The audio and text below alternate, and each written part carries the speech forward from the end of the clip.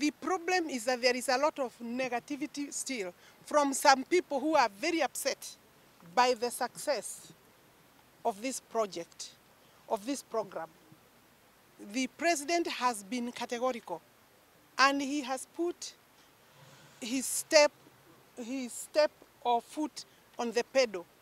We as implementers, we have enjoyed great support from His Excellency the President, including very deep conversations about the pricing, about the sizes, and about discussions to ensure that the target group, there is no way you can get 2 housing units. If you have money, please, you are not the target. Your target is not affordable or social. Your area is the market, because the market is basically, and I would like my brother, the journalist who has asked about the sizes, I would want to look for our market sizes.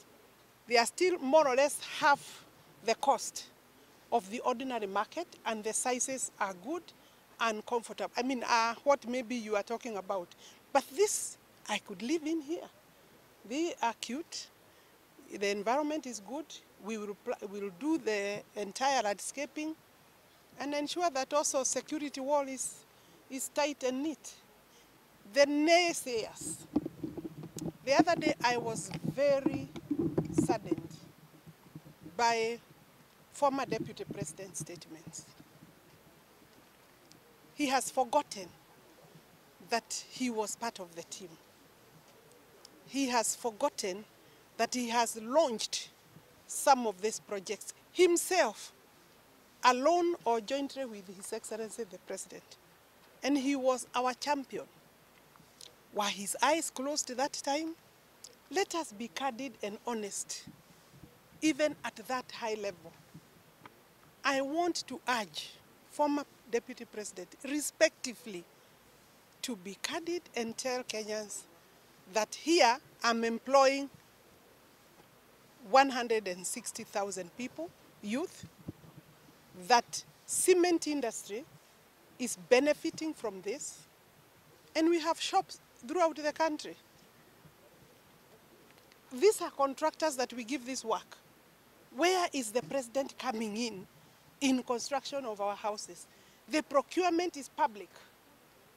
So for somebody at the level of my deputy president, former deputy president, to tell Kenyans that there is somewhere my ministry is sitting behind the scenes and making some illegal contracts, I would want him to tell the ESCC where is that, who happened to be there, so that then they can help me to deal with that as a corruption issue. The procurement is at my office. We take full responsibility of the process of procurement. The contractor buys his own materials. And I'm sure in this place, there are people who are supplying stone and sand. There are mamambogas who are cooking for our workers.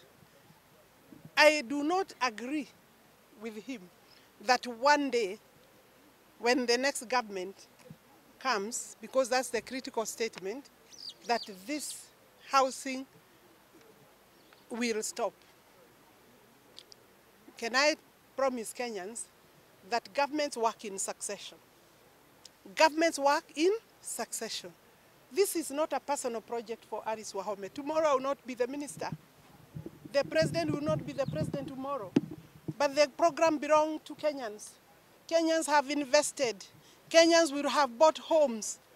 Are you telling Kenyans that if you became the president, then you will stop Kenyans from owning this home?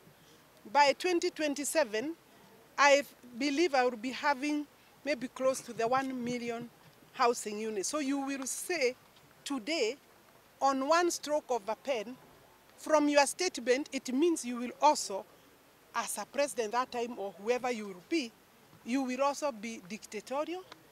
Then you will also be not consultative. My friend, we are building these things with an act of parliament.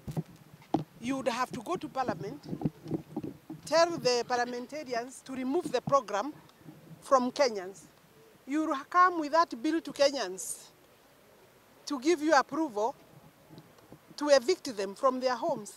I can tell you that is a dream. I don't see that one happening. And if it does, then it is bad leadership. You are promising bad leadership. There are very many projects this government is doing from the previous government. Be they roads, be they schools, be they hospitals, be they the Mau Mau roads, be they the markets, ESPs. We have taken a legacy from the previous governments. And there is no way we are going to kill projects because of one single person. Out of question. My dear brother, you are now losing it. I think engage Kenyans towards development, towards better planning if you have. Tell Kenyans how you will improve their lifestyles, their living conditions, their cost of food. Then they will take you seriously. Obviously, the cost of food has gone down today. Cost of unga, cost of sugar, cost of cooking oil, cost of fuel. So that transport has gone down. Tell Kenyans we have employed 70,000 teachers for once. Tell Kenyans inflation has dropped from 9 to 2.7. Yeah? Bana Machakos is hot, eh? Munakaanga hivi. Naona nyinyi wote muna sweat mpaka sasa hata waziri. That's the end of the press conference. Swali ya mwisho, please. I have now closed on the housing, isn't it? Your question was on what is in the market.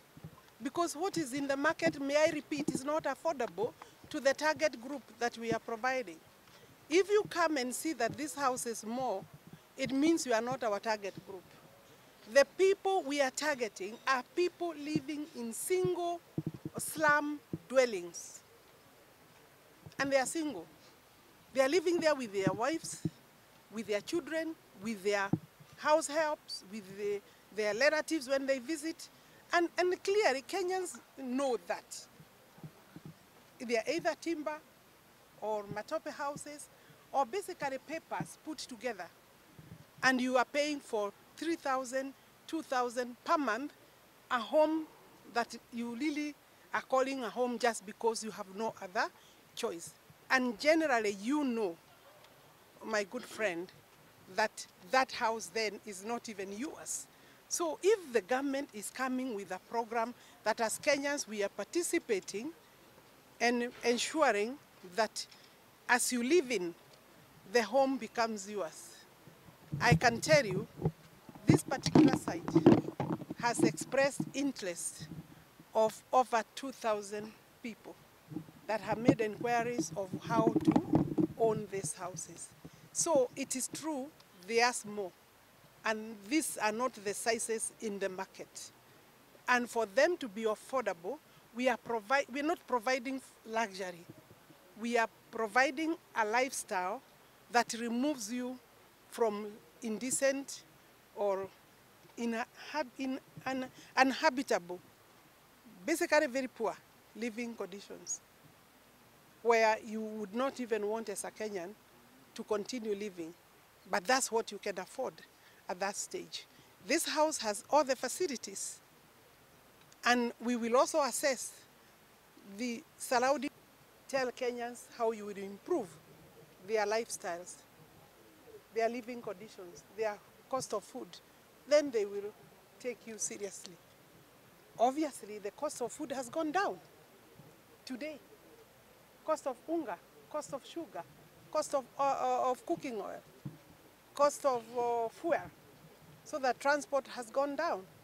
Tell Kenyans we have employed 70,000 teachers for once. Tell Kenyans inflation has dropped from 9 to 2.7. Yeah? Bana Machakos is hot, eh? Munakaanga hivi. Naona nyinyi wote muna sweat mpaka sasa Hata waziri. That's the end of the press conference. Swali ya mwisho, please. I have now closed on the housing, isn't it? Your question was on?